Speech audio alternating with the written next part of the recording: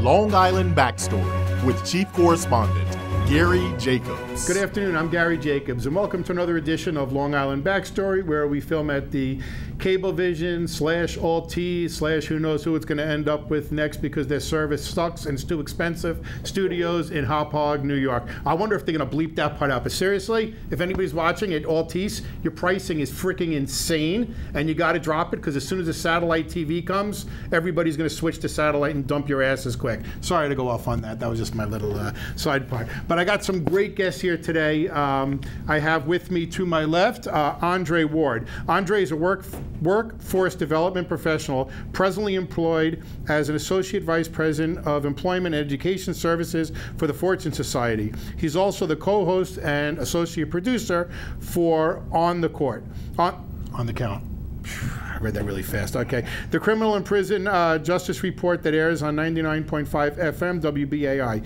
And Andre is a longtime advocate and activist for the risk and vulnerable populations who face barriers to employment and have criminal justice, chemical dependency, and or mental health issues. Additionally, Andre serves as Adjunct Professor at Medgar Evers College. In addition to being the author of a book, which we have here today, A Guide to Right Thinking for Reentry, a comprehensive study book for the presently and formerly incarcerated. He's certified as an anger management specialist and mental health first aid instructor. He's also a motivational speaker and in life coach skills. Man, I need help with the speaking part of this, Andre. But I met Andre a couple weeks ago, and Andre is a great guy, a wealth of information, and just really a perfect example of somebody who turned their life around and dedicated to helping others, as well as my guest to his left, Jeff Deskovic, who's been a friend for many years now, definitely one of my closest friends, and really a role model for me and for anybody who's dealt with adversity and turned adversity into something positive. And that's another whole show. And if when you see the show, he's only going to be a small part of today. But if you want more information on Jeff, you can just Google the Long Island Backstory page, and you'll see the shows that we did on Jeff's entire saga. But just a little bit about Jeff for the people who don't know. Jeff is the founder of the Jeffrey Deskovic Foundation for Justice, which exonerates the wrongfully convicted and works for policy change aimed at preventing them.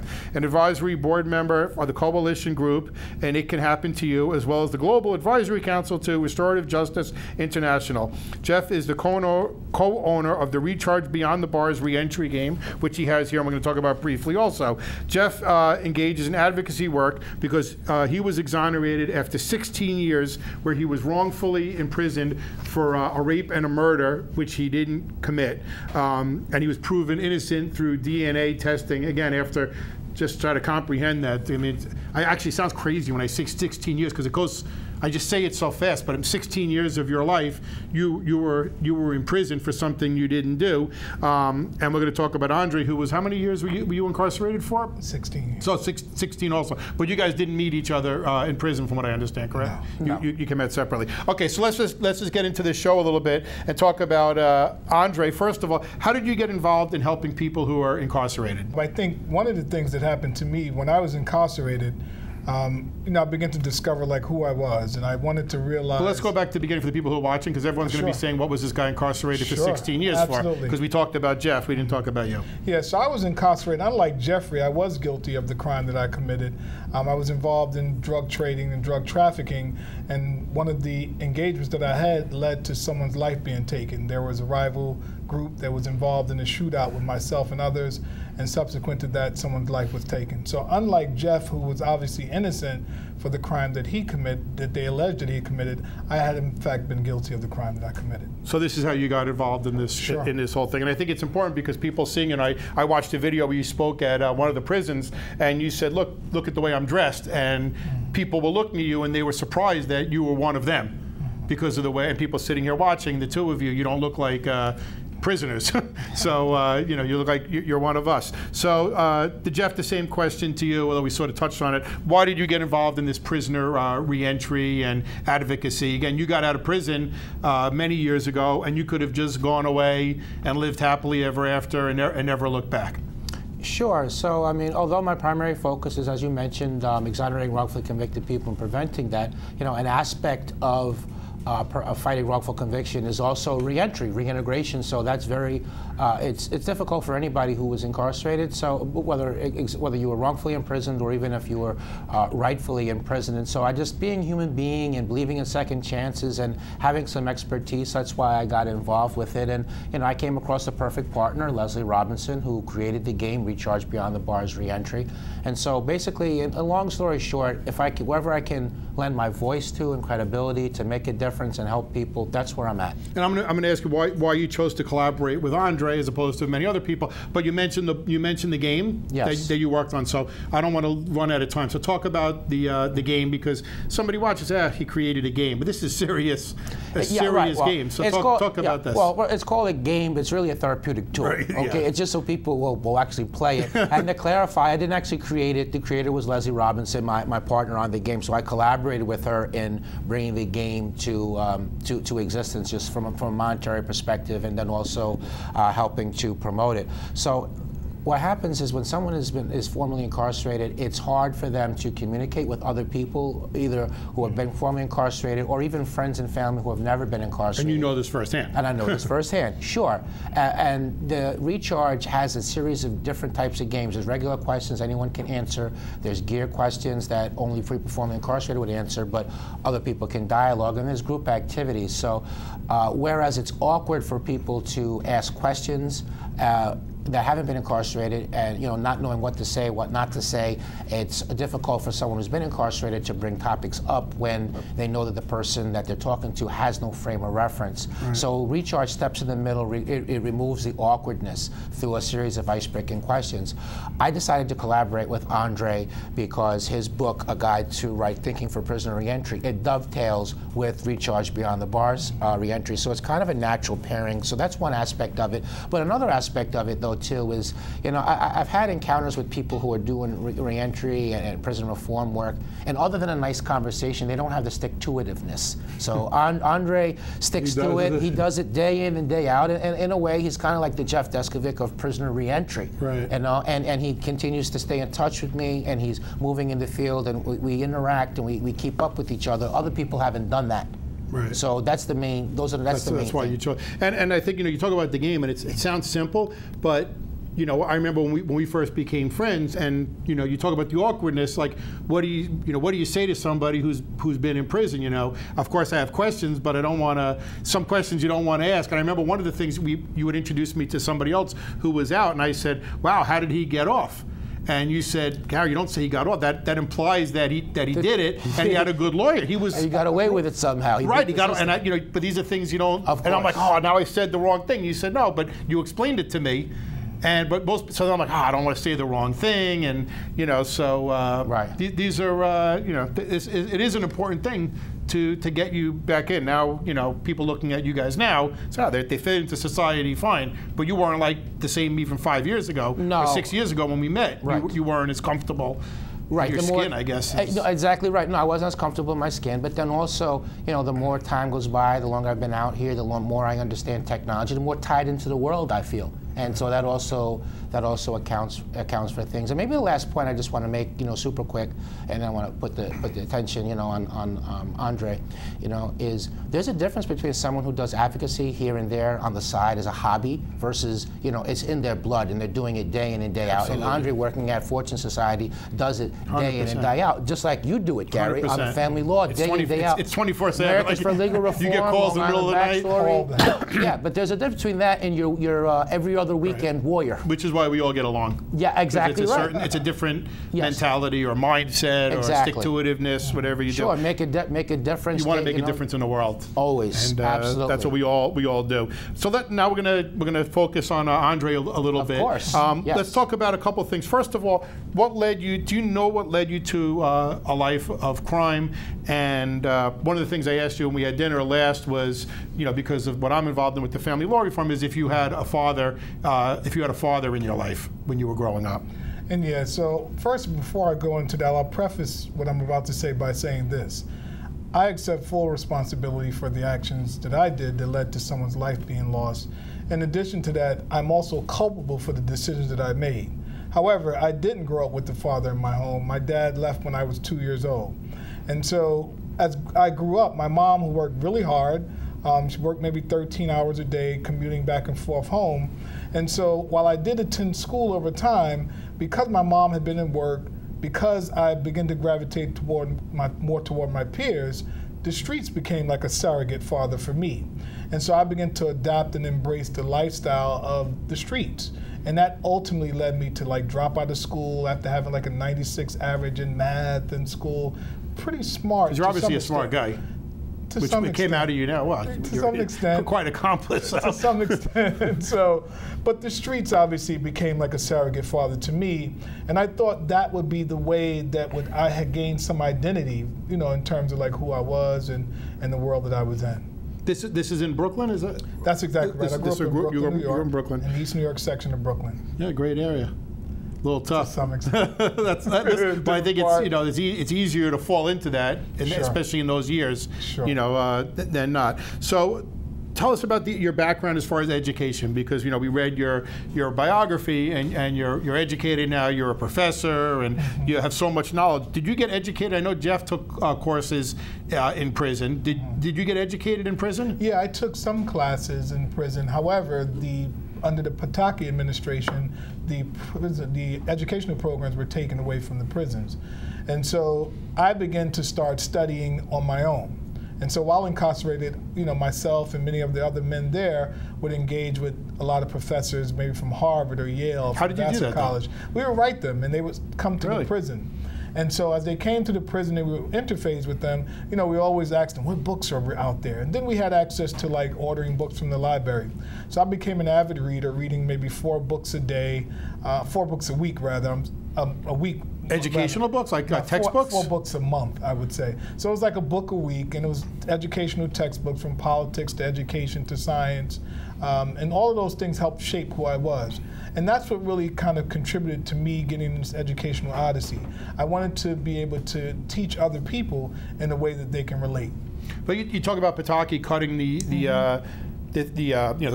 education in prison, and I think a lot of people watching, and we've heard this question before, and Jeff, I know has been asked this.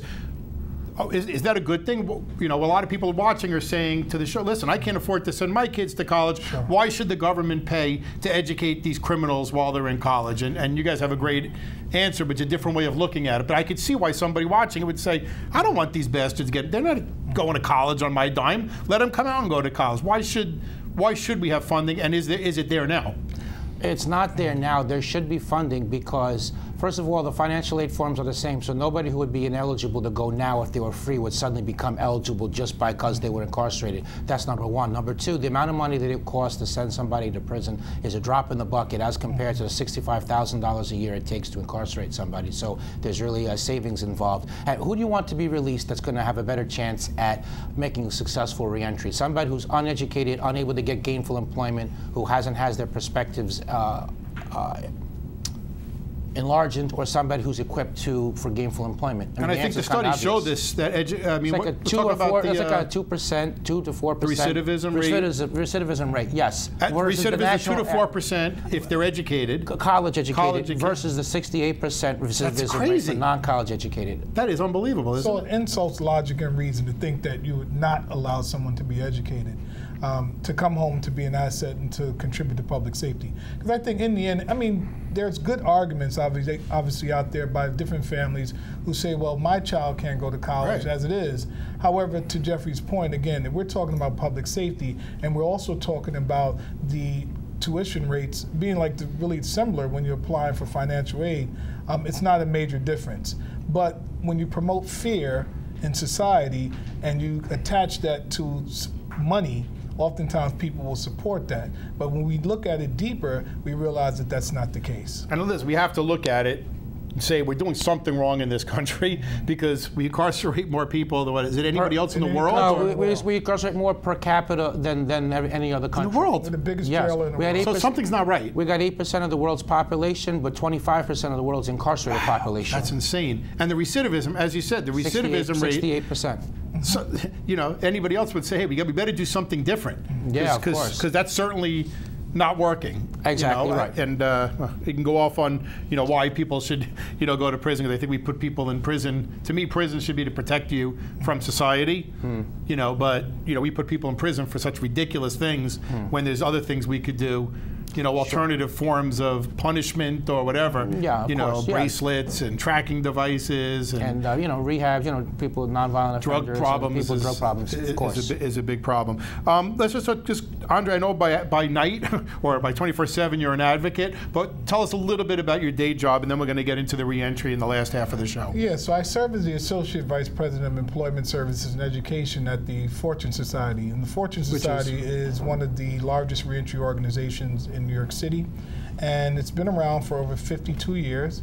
And so the mission of the Fortune Society is to build people and not prisons. And I think it's an appropriate mission statement, because if you want to build capacity in human beings, then you invest in them, right? You use the resources necessarily to make them equipped to survive in the world and to contribute to the world in a certain way. And in doing so, you eliminate or you reduce considerably the need for prisons. We know all too often people who commit crimes oftentimes are experiencing challenges in their environment. So there's deprivation as it relates to resources and funding to support schools, to support housing, to support hospitals, to support education. And when you have an environment like that, people have a tendency, obviously, to commit crime. And so it's not making an excuse, but if you look at these factors generate crime. And it also creates a certain attitude as it relates to how human beings look at each other as a means to survive. So working at the Fortune Society, it gives me a tremendous amount of pleasure, one, to be able to give back, to be able to support other people with employment and educational opportunities, because we know that the two taken together makes and affords a person the opportunity to be successful. Right. So I guess there's a difference for the recidivism rate. Number one, what happens to people in prison? And I know, Jeff, you have said that when you got out, people were like, okay, well, now we know he didn't do it, but we still don't really want to be around him, because what happened to him when he spent 16 years in prison? Did he become one of them? And that's a valid fear, I guess. How do we know he didn't become violent? You grew up. Your formative years were in, as Andre, you were both in a violent environment. So the recidivism, would you say that that's more because, or a combination of the fact that how people are treated while they're in prison? Yeah, that's part Or is it what we do when they get, or don't do when we get them out? Or both. It's both. It's okay. both. Because I know you've talked about how even people who committed crimes that are just treated inhumanely. Of course. Yes. And and they have a saying that hurt people hurt people. So if someone is hurting you, oftentimes, you ever saw, we grew up as children, many of us in this room, you had bullies, right? And so sometimes bullies who bully other people, those people who are bullied will go and bully someone else sometime. And it's a psychological kind of response and defense mechanism. So when people are hurt, they sometimes will hurt other people. But aren't people going to be, when they're in jail, when you're in prison, you're going to be hurt? I mean, not necessarily. But it's supposed to be the lack of freedom. It's not supposed to be mistreatment while you're there, because by the guards, I thought of things differently. By the prisoners, and it's not supposed to be because you just. So that's the punishment, is that you're removed from society, that's not that you're treated like an animal. Exactly. And which is interesting, because I really did think of it, you know what, they're there, give them shitty food, treat them like shit. I really don't care. They were there, they took a life, they should be miserable. And you're saying that it should be that the punishment, and that isn't, I mean, you were both there. Isn't that enough punishment? Sure it is, I think so. And we live in a retributive society. Our nation is a retributive society. Really, our engagement of punishment is rooted in some of the Judaic-Christian ethic, right? And how, an eye for an eye. And so that concept, however, if we really live by it, like truly in its truest sense, a lot of human beings wouldn't be around. Maybe this country wouldn't be around, right? Yeah, and so when we think about that, the idea of really being responsible for the actions you've done has very little sometimes to do with punishment, but more of accountability. And so then we say, how does accountability look? right? If you punish somebody for something, right, you'll punish them, they'll feel something, but they really don't engage sometimes the person that they harm. And that's why restorative justice as a practice is critically important, because the person who's responsible for causing harm has to face the person that they've harmed, if that person still lives, or the family members of that person who was harmed. And through an act of trying to make things as right as possible for the harm they caused, they have to do something. And so in society, oftentimes, people who are harming someone are taken away, put into jail, but they never get to face again the person that they harm if they still live, or the families of the person that they harm. And so there's no real accountability. And so people don't really understand the truest sense of that. And so having facilitated many circles where people who are responsible for causing harm were with the people that they harmed, right, I see the power in that and how people can heal from those experiences more so than anything else. Well, I wonder if somebody murdered somebody in your family, would you feel the same way? I think if somebody murdered somebody in my family, I would say, I don't care, kill them, make them. Maybe that's my first reaction. Thank God it never happened to me. Sure. But I wonder if you would feel that way. Say, man, they took a life. Now look, you're sitting here, you know, and you're enjoying your life. You have a great family. You know, is that fair? I don't know. So how do you come to? I don't know how to come to terms with something like that. Because I've actually experienced that, right, there would be a greater degree of sensitivity as it relates to that. Would I be upset and angry? Of course, I'm human, as a natural reaction. But as I reflect on it, right, I have been extended some mercy, and I've been allowed the opportunity to live my life despite me contributing to taking a life. And so I'll give you a classic example really quick. When I was incarcerated in 2002, my mom had been robbed in the building she lived in for 30 years. And my mom always frequented the building, everyone knew her. But as time went on, and I had left, obviously, other people moved in the building. And so my mom came down in the elevator, and when she came downstairs, like two people who had masks on, they came and entered like the second floor elevator, and they robbed her. They didn't hurt her, fortunately, physically, but she obviously was traumatized by the experience. And when she called me, right, and she told me about that, I said to her, I said, Mom, I said, if they apprehend two people, right, my ask of you would be to let them know, look, I'm not going to press charges on you. I have a son that's incarcerated, right? I understand you come from a lot of the same experiences that my son came from, and I don't want you in that experience again, like he is, and so I'm going to extend this kind of mercy for you. And I asked her to do that. They never apprehended anyone, but my mom was going to do that because her son was in prison for the same thing. But would that help the people? Because now they're out to do it, they'd be out to do it again. At least if they were talked to, right, and given the opportunity. It's not to suggest their thinking would be changed, but at least they can't say someone extended some kind of grace for them and allowed them to really think about and reflect on the actions that they did. Right. I want to get into some of the more things of the book in the last few minutes. I'm going to try to. We're going to try to talk fast. So let's just get into the book. We talk about one of the things you do is helping businesses employ people who are incarcerated. I want you to talk about that, so we can do a couple of things too. You know, my first reaction is, as a business owner, why do I want to hire somebody who was incarcerated? You're saying the recidivism rate is 60% in general. How do I know that this isn't going to be one of these people that I train and end up back in prison again? So what do you do to make that so it doesn't happen? So at Fortune, we offer a series of job readiness workshops to prepare people to go into the workplace. In addition to that, we offer a cognitive behavioral intervention to address the thinking of the person. So it's one thing to teach people the requisite skills needed to get into the workplace, like how do you talk to people, right? How do you show up on time, etc. But there's another thing to address the thinking and the attitude of the individual, so they can show up responsibly and with inspiration and gratitude when they come into the workplace, so that the employer can keep them on. So how do you get these people to change, though, from somebody who gets out and now they're angry? We can't change that right away, but they're out of prison. They're pissed off that they were locked up. They lost all these years. They lost their girlfriend. They have no money.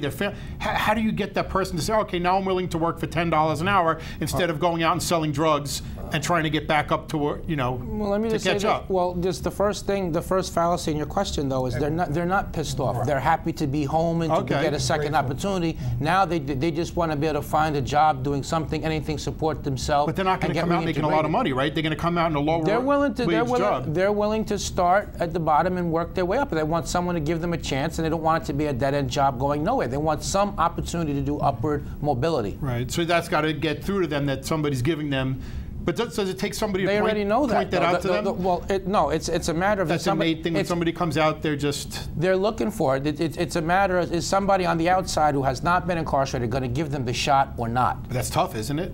Of course it's tough, but that's why we do programs like this. That's why I'm partnering with Andre to spread the word and go around to try to encourage, business owners and managers to give people an opportunity. And you guys were talking about and how there's a tax break people get too. If you hire someone formerly incarcerated, you're going to get a tax. And you guys were talking about it again at dinner. We were talking about how these people become very dedicated employees. Yes. I mean, this is.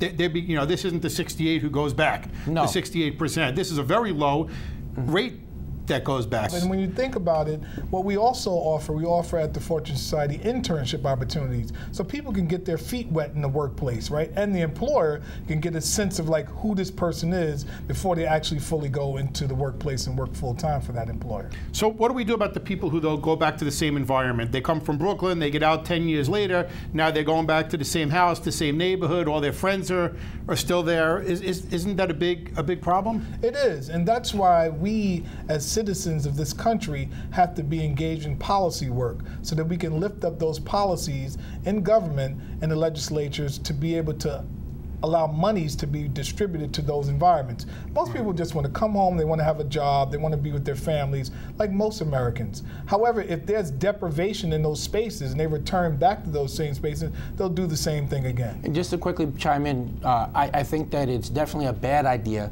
for people who are returning back from being incarcerated to move back to the same neighborhoods and get involved with the same people that they were involved with before. They should change everything except as to those people that they were with before that were on something positive. Right. I mean, it's like the drug. People get out on drugs and they go back in the same environment. Yeah, of course. You need to change. You need to change everything to reduce the temptation. And we talked about this tuberculosis model really quickly, right? During the time of consumption, which is now we call it TB, right? When people were infected with that, you pull them out of that environment and you put them in a different environment. And while they're in that environment, you treat them, right? And then you release them back to the environment. But if you return them back to the environment still infected, then they're going to be reinfected. If you take them out of that environment and put them in another environment to treat them and you don't treat them, which they call rehabilitation, people just remain reinfected and go back and doing the same thing. In the last minute, just anything else you want to say about your book? Tell everybody where they can get it. And do people read this in prison, or is it just for when they get out? Yeah, so this book, A Guide to Right Thinking for Reentry, is obviously accessible. It's on Amazon as a platform. It's on Barnes & Noble. Is it in the prison library? Well, no. Now it's going to be circulated in the prisons as, I engage different prisons throughout this country so that it can be accessible to people who are in prison. Right. And as far as Recharge, they can go on the website, rechargethegame.com. And that's great for somebody, somebody because somebody's may not even use the internet like you when you got out. So, correct. So if you know somebody got out, that's a nice gift when they come over. Yes. Like as you said, to break the ice. I'm Gary Jacobs, and thank you for joining us. A Long Island Backstory. We'll see everybody next week.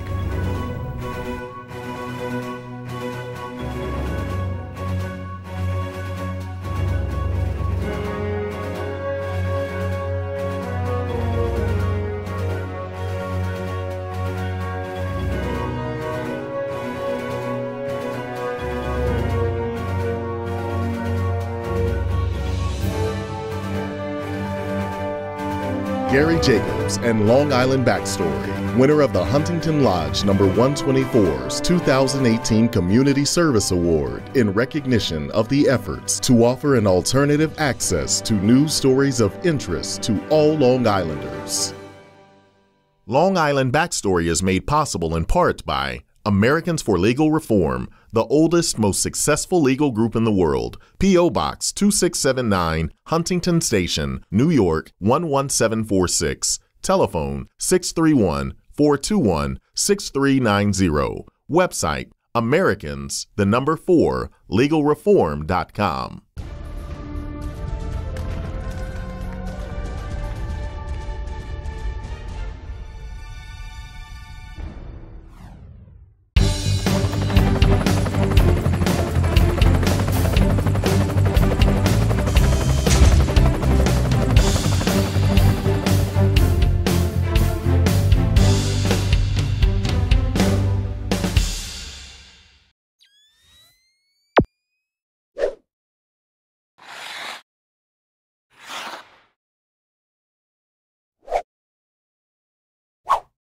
I tried Oxy at a couple of parties.